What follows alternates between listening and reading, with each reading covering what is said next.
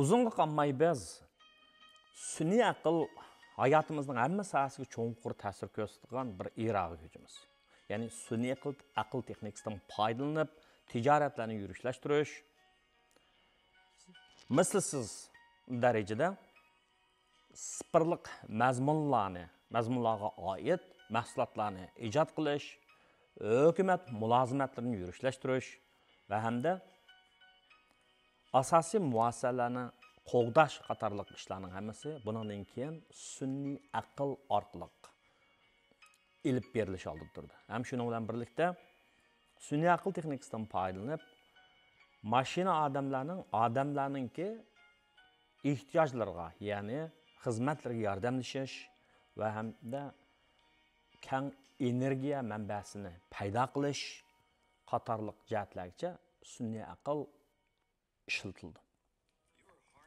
Bu jihatda DeepMind degan shirkatningki quruvchilarining biri bo'lgan Mustafa Sulayman bu yil yozda mundaq bir kitobni nashr qildi. Yana texnika, kuch va 21-asrdagi buyuk qiyinchilik yoki tepishmoq desakmi bo'ladi yoki dilg'unlik desakmi bo'ladi. Yana kitobning bosh ismi The Coming Wave, kelish oldida turgan to'lqin degan bir kitobni nashrdan chiqadi. Bir tarafdan sun'iy aqldanki buningdan keyingi odamlarga ko'rsatgan ta'siriga qarata aktiv holda ijobiy qaraydiganlar bor. Ya'ni bu insonlarningki nurg'un qiyinchiliklarni oson qiladi, boylik yaratadi deydigan qarash bor. Yana bir tarafdan sun'iy aqldanki xato qo'llanishi yer sharida hokim mutlaqlikni oshirib o'tadi, nazoratni kuchaytiradi, ya'ni erkinlikni bo'g'idi. Sun'iy aqlning hech qanday qoida mezonga xiloflik bo'ysunmagan asosda mendaq taraq qildirilishi nurg'un ijtimoiy, siyosiy va iqtisodiy balo qazoni keltirib chiqardi deydigan mendaq ansirashim bor. Demak, bir tarafdan bu texnika, ya'ni sanoat inqilobidan keyingi yana bir cho'ng bir zamonimizga bu bir cho'ng texnika, ya'ni inqilob xarakterli bu texnika.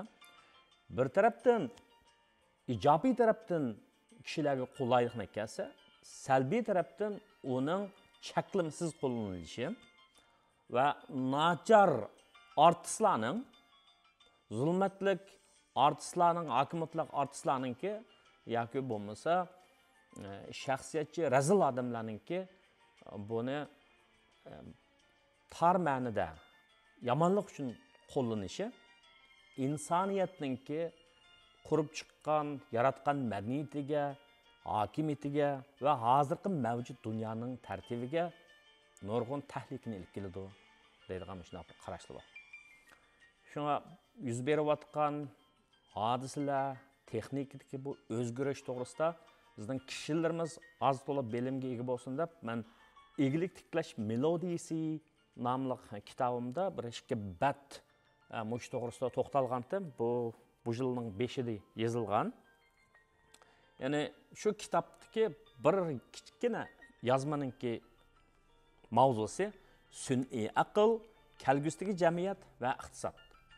Kishilarimiz mush jihatda nimalar bo'lyotidi deganni har holda sinchai ichgan ashinchilik bir saviyada bo'lsa-mu tetib ko'rsin deb ko'pchilikka shuni sunay dedim. Sun'iy aql, kelgusidagi jamiyat va iqtisod. Buningdan yarim asrdan ko'proq vaqt ilgari maydonga kelgan sun'iy aql atalg'usi ayni chog'dagi akademiklarning tadqiqot temasi bo'lishdan bugungi kunda aqliy mashg'ulotlarni bajara oladigan nurg'un sohalarga singib kirgan jonliq texnikaga aylandi. Bozorliq kitob bo'lgan sun'iy aqlning darajadan tashqari kuchining avtori Kayfuli apandi sun'iy aql texnikasining har qaysi sohalarga g'oyat zo'r o'zgarish elib kelayotganligiga qarab, sun'iy aql texnikasining qo'llanilishida mushu 10 yil ichida 4 qatimliq to'lqin ko'tarilganligini o'tirib qo'ygan. Birinchi qatimliq to'lqin 2010 yılı kötürülgen bolup, onun alahidligi bolsa, sun'iy aqlning qo'llanilishi, to'rbatlarga munosabatlik applar, izlash funksiyasi, ilonchilik, har xil o'yin tomoshalar, elektronlik savdo, ijtimoiy hayot va internet sohasida qo'llanilishida aks etgan. Ikkinchi to'lqin 2014 yılı yuz bergan bo'lib, savdo tijorat va har qaysi sohalarda, masalan, pul muomala sohasi, ma'rif, ommaviy mulozimat, meditsina, lavazimat, ta'minlash zanjiri qatorliqda qo'llanilgan. Uchinchi to'lqin 2016 yılı yuz bergan bo'lib, u sun'iy aqlning sezim, ya'ni idrak jihat qo'llanilishini, bexatarlik, parcha setish, energiya, aqli öy va aqli shaharlar qatorliqlarda qo'llanishni ko'z tutadi. 4-chi to'lqin 2018 yılı yuz bergan bo'lib, bu sun'iy aqlning yezi egiligi, ishlab chiqarish, ya'ni mashina odam va qatnash transport, ya'ni avtomatik mashina qatorliq o'zini idora qiladigan funksiyaga ega bo'lishini ifodasini topgan. Agar sun'iy aql texnikasidagi taraqqiyot mushundaq tez suratda mangsa, keyingi 2 yilda nima bo'ladi? Musha haftalik qiziq xabarning biri ChatGPT haqida dunyoviy xabarning yig'ib ketish bo'ldi. Agar sun'iy aql texnikasi odamlarning aqlining o'rnini oladigan ish bo'lsa, kelgusida insoniyat jamiyatida yana nima ishlar yuz berishi mumkin? Sun'iy aql texnikasining taraqqiyotiga nisbatan shakllanayotgan qarashlarni asosan mundaq 2 turga yig'inchoqlash mumkin. Birinchi xil qarashdikilar. Bu texnikadagi taraqqiyotdan vahima yeydiganlar bo'lib, darajadan tashqari sun'iy aqlda odamlarda bo'ladigan nes to'yg'u, axloq tushunchasi bo'lmaganligi uchun uni insoniyatga tahdid deb qarab, Stephen Hawkingning buni qarshini naql elib so'zlaydi. Ya'ni sun'iy aql inson erkini yo'q qiladi. Shundaq bo'lganlikdan bu iqimdagilar sun'iy aqlga yoki mashina odamlarga ishonish xato deydi. Ular yana mustabid hokimiyatlar bu texnikadan foydalanib, erkinlikdan bo'g'digan qilmishlarni ilib boradi.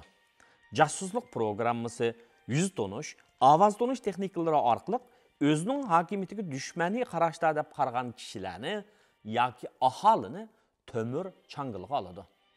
Erkinlikni kesidi. Tashviqot urushiga soladi. Xato uchur, yolg'on uchur, burbulangan uchur tarqitib, jamiyatni qalamqonlashtiradi. Aldaydi, buzadi. Terrorchilar, jinoyatchilar mashina askarlarini yasab, onu qurol sifatida ishlatadi deb qaraydi. Ularning bu qarashlari butunlay o'rinsiz emas. Masalan, Xitoyning Uyg'urlarga qaratgan zulm siyosatida ular bu texnikadan vahshiy yo'sinda foydalandi. Buni obrazli tushuntirsak, bir o'tkir pichoqni turmush ishiga ishlatganda nurg'un qulayliklarni olib kelgani bilan, uni qotillar jinoyat o'tkazishning quroli qilib ishlatsa, u begunoh odamning jiniga zamon bo'ladi.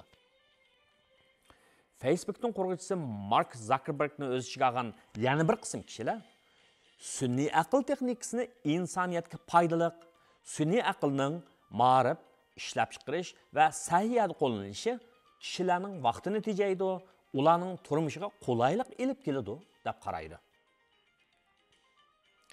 Ixtisosshunoslarning sun'iy aql texnikasiga bo'lgan qarashida dilg'inlik mavjud. Bir tarafdagilar bu texnika ishsizlikni keltirib chiqardi degan qarashni ta'kidlaydi. Chunki sanoat inqilobida par mashinasining barliq kelishi bilan nurg'un ko'k yaqli xizmatlar parga aylanib ketgan bo'lib, ba'zi ixtisosshunoslar mushuninga asoslanib sun'iy aql texnikasi aqliy emgakka yetadigan o'ttir qatlam xizmatlarni yo'q qilib yetadi deb faraz qilishmoqda. Ular yana uzun mezgillik fursat va xiris tahlil elib berib, mashina odam va sun'iy aqlni qo'llanishning ishsizlikni oshirgani bilan ish unumdorligini yuqorilganligini, avtomatlashishning 47% xizmatni xatarga uchiradiganligini o'tirib qo'yishmoqda. Bu qarashga qarshi holda o'z fikrini o'tirib qo'yayotgan ixtisosshunoslar sun'iy aql texnikasi jihatda patent qilmas qilganlarning sonining ko'payayotganligini va cho'ng sonliq ma'lumotlar texnikasi, mashina odam, Üç o'lchamlik nashriyotchilik jihatda bu ilgirlashlarning jamiyatga qimmat yoritilganligini qayd qilishmoqda. Amerikadagi bir dunyoviy mashhur maslahatchilik shirkati sun'iy aql texnikasi 2030-yilga borganda dunyoga 14 trillion dollar qimmatida boylik yaratadi ham dunyoviy ocharchilik va nomrodlikni tugatishda muhim rol o'ynaydi deb mo'ljallanmoqda. Qisqacha qilib aytganda, sun'iy aql texnikasining bundan keyingi taraqqiyoti zo'r, ta'siri ko'p taraflama va cho'nqur bo'ladi. Shunday ekan, kishilarimiz bu yuzlanishga burunroq moslashishni o'ylab ko'rsa, to'g'ri bo'ladi meningcha. 2023-yili 10 fevral